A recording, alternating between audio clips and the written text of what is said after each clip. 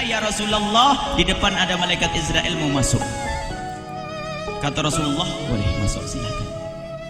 Kemudian malaikat Israel mengucapkan salam, dan setelah mengucapkan salam, malaikat Israel menawarkan, ya Rasulullah, aku disuruh oleh Allah untuk mencabut nyawamu atau membiarkan engkau. Dalam riwayat, aku disuruh oleh Allah untuk memberikan pilihan kepadamu, al-baqa' fid dunya, tetap di dunia, atau ar-rafiqal a'la, atau dengan Allah. Nabi Muhammad menjawab, ar-rafiqal a'la, dengan Allah. Kemudian setelah itu Nabi Muhammad berdoa agar umatnya selamat. Setelah ada jaminan umatnya selamat, malaikat Israel, sudahlah, cabut nyawaku kalau memang sudah waktu. Mulailah Nabi Muhammad dicabut nyawa beliau oleh malaikat Israel. Dan di saat Nabi Muhammad mulai dicabut nyawa beliau oleh malaikat Israel, Nabi Muhammad mengatakan, mahadha, apa ini wahai Israel? Malaikat Israel kemudian menjawab, ya Rasulullah, itu adalah sakaratul maut, itu adalah sakitnya di dalam kematian. Kemudian Nabi Muhammad mengangkat tangannya sambil berucap, la ilaha illallah, inna lil mauti la sakarat, tidak ada Tuhan selain Allah, sungguh di dalam kematian ada sakitnya, sakit kematian, yaitu sakaratul maut. Kemudian Nabi Muhammad memohon, ya Allah, Allahumma khafif alayya sakaratul maut, ya Allah, ringankan sakaratul mautku ini ya Allah. Dijawab oleh malaikat Israel, ya Rasulullah, itu sudah aku ringankan 70 kali. Nabi Muhammad menoleh, apa malaikat Israel? Sudah kau ringankan 70 kali keringanan? Iya ya Rasulullah, sungguh aku tidak pernah mencabut seorang hamba lebih lembut dari cara mencabut nyawamu. Ini sudah aku ringankan 70 kali. Setelah itu justru Nabi Muhammad menangis, Israel, 70 kali rasanya masih sakit. Iya ya Rasulullah, memang itu sakaratul maut. Lalu bagaimana engkau mencabut umatku wahai Israel? Allah, yang diingat siapa? Umat. Kalau engkau mencabutku dengan ringan seperti ini masih sakit, bagaimana engkau mencabut umatku ya Israel? Dijawab oleh malaikat Israel, umatmu manusia biasa, ya aku cabut ya Rasulullah, begitu saja. Ya sudah, begitu. Nabi Muhammad menangis. Tiba-tiba Nabi Muhammad mengangkat tangan dan memohon kepada Allah, Allah, Allah, inna lil mauti la sakarat, la ilaha illallah, inna lil mauti la sakarat, sungguh di dalam kematian ada sakaratul maut. Allahumma khaffif ala ummati sakarat maut, ya Allah, ringankan dari umatku sakaratul maut, wa thaqqil alayya, dan bebankan kepadaku. Sampai tidak sadar doanya Nabi Muhammad seperti itu, thaqqil alayya, itu doa cinta. Seorang ibu yang pernah punya anak, tuh lihat kalau doa Rasulullah ini masih dilakukan. Bagaimana Rasulullah bisa doa begitu? Itu bahasa cinta yang tidak bisa diterjemahkan dengan oleh akal. Seorang ibu kadang-kadang, ibu yang di belakang nih, ibu mau dikasih sakit oleh Allah? Mau bu? Ibu jauh sekali. Ibu mau dikasih sakit? Jawabnya tidak mau. Tapi suatu ketika seorang ibu melihat anaknya sakit, ngomong, sudahlah nak, jangan kamu yang sakit, biar ibu yang sakit. Ada atau tidak? Kenapa ngomong begitu? Itu bahasa cinta itu. Tidak rela kalau anak ini sakit, biar aku saja yang sakit. Itu yang dirasakan Rasulullah. Sakaratul maut begitu sakitnya, membayangkan betapa sakitnya umat Nabi Muhammad di saat dicabut nyawa beliau. Maka Rasulullah mengatakan, ya Allah, ringankan sakaratul maut dari umatku, bebankan kepadaku saja ya Allah. Wala sawfa yu'tika fatarda. Permintaan Nabi Muhammad tidak ditolak oleh Allah, dikabul dan dikabul wahai Muhammad. Sallu ala Nabi Muhammad. Dan benar, sakaratul maut kita ditahan oleh Rasulullah, ditanggung oleh Rasulullah, sehingga digambarkan oleh Imam Bukhari di saat Nabi Muhammad dicabut nyawa beliau, Siti Aisyah yang ada di situ. Rasulullah berada di pangkuan Siti Aisyah, yang saat itu Siti Aisyah melihat keringat dingin keluar dari kening Rasulullah. Siti Aisyah tidak pernah melihat keringat keluar seperti itu. Bahkan di saat dipegang kepala Rasulullah, panasnya melebihi dari panasnya orang biasa. Setiap kali ada kain dicelupkan di air, ditempelkan di kening Rasulullah langsung mengering. Saat itu Nabi Muhammad mengucapkan kalimat la ilaha illallah innal lil mauti lasakarat. Kemudian Nabi Muhammad berpesan dengan banyak pesan, dan di antara pesan Rasulullah adalah akri minni ala ummati salam, akri minni salam ala ummati wa ala man ittaba'ani wa ala man tabi'ani min ila yaumil qiyamati. Aku titip salam kepada umatku dan orang yang mengikutiku sampai hari kiamat. Sadari salam Rasulullah. Sebelum meninggal masih ingat titip salam. Salam kepada siapa? Bukan salam kepada siapa-siapa, tapi salam kepada kita.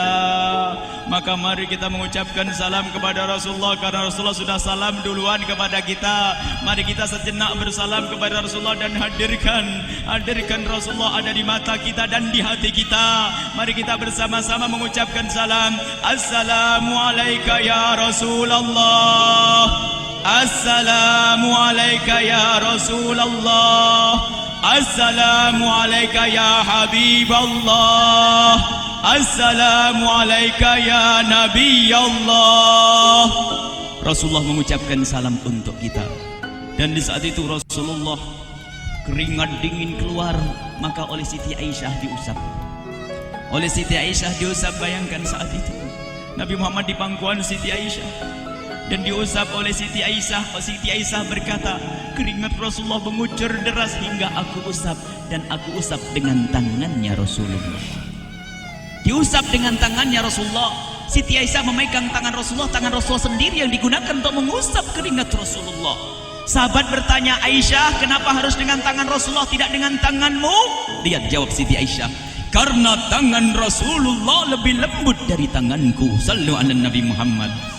Masih sempat nyanjung itu sahabat Nabi. Dalam keadaan begitu masih menyadari kelembutan tangan Rasulullah, jasad Rasulullah, kemuliaan Rasulullah sallallahu alaihi wasallam. Dan aku lebih menginginkan bahwasanya yang menyentuh jidat Nabi Muhammad adalah tangan yang paling mulia di dunia dan di akhirat. Siti Aisyah enggak berani menyentuhkan. Pengennya yang disentuhkan di kening Rasulullah adalah tangannya Rasulullah sallallahu alaihi wasallam. Kemudian setelah itu Nabi Muhammad merasakan sakit yang sangat untuk kita. Kemudian Nabi Muhammad mengangkat tangan tinggi-tinggi mengucapkan la ilaha illallah inna lil mauti lasakarat. Tiba-tiba tangan itu semakin turun dan ditangkap oleh Siti Aisyah. Dan di saat tangan itu jatuh di tangan Siti Aisyah, kemudian tiba-tiba paha Siti Aisyah merasakan berat kepala suci Rasulullah. Dan saat itu Siti Aisyah sadar bahwasanya Rasulullah sudah kembali kepada Allah Subhanahu wa taala. Sallu ala Nabi Muhammad. Siti Aisyah bingung di saat melihat seperti itu. Ditaruh pelan-pelan wajah Rasulullah. Sambil menangis lalu berkata, Rasulullah sudah meninggal. Para sahabat Nabi pada bingung. Sayyidina Ali tiba-tiba terduduk, nggak bisa berdiri. Sayyidina Utsman nggak bisa ngomong. Ada orang Sayyidina Zaid berkata, aku baru melihat Rasulullah. Setelah ini aku tidak mau melihat lagi selain Rasulullah. Ya Allah, butakan mataku. Aku tidak ingin aku kotori mataku dengan selain Rasulullah. Dan dibutakan oleh Allah. Bermacam-macam kejadian saat itu. Madinah heboh luar biasa dengan meninggalnya Rasulullah sallallahu alaihi wasallam. Dan sungguh meninggalnya Nabi Muhammad adalah menghidupkan hati yang mati kalau orang faham. Tiba-tiba Sayyidina Abu Bakar datang. Setelah Sayyidina Umar mengatakan, siapa yang mengatakan Muhammad meninggal akan aku penggal lehernya. Jangan seperti orang-orang Nabi Muhammad sekarang lagi pergi seperti waktu Musa pergi kepada Tuhannya, kepada Allah, nanti akan kembali kepada kita. Muhammad belum meninggal. Ini adalah karena kecintaan Sayyidina Umar bin Khattab, tidak ingin Nabi Muhammad pergi.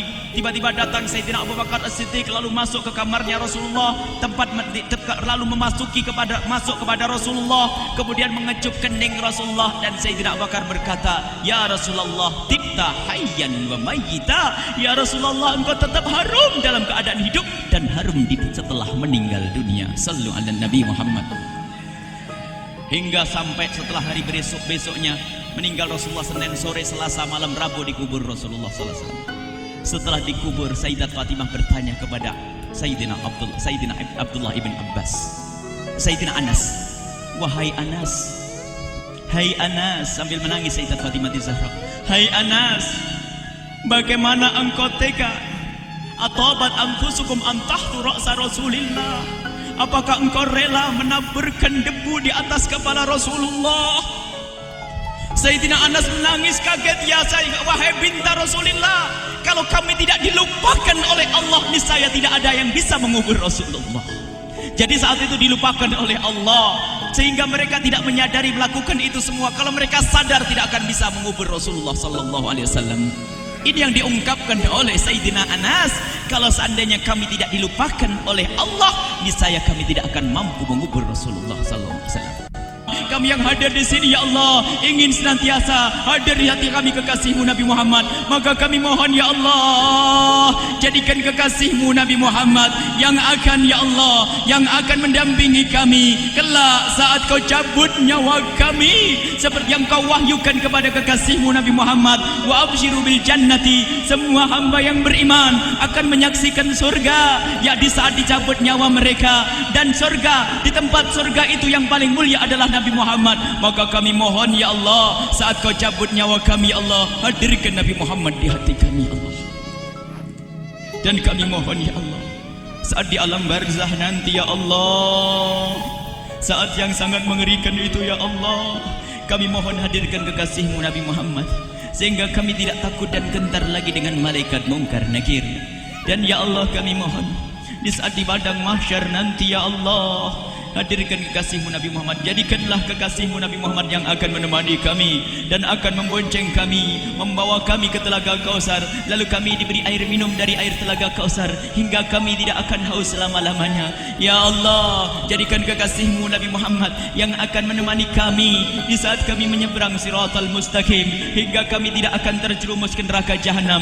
Dan jadikan kekasih-Mu Nabi Muhammad yang akan kami saksikan setiap saat di surga-Mu, ya Allah. Ya Allah, jadikan kekasih-Mu Nabi Muhammad yang senantiasa, ya Allah, kami lihat kelak di surga. Dan jadikan ucapan kami di akhir hayat kami kelak adalah, ya Allah, adalah kalimat agung dan mulia, La ilaha illallah Muhammadur Rasulullah. La ilaha illallah Muhammadur Rasulullah.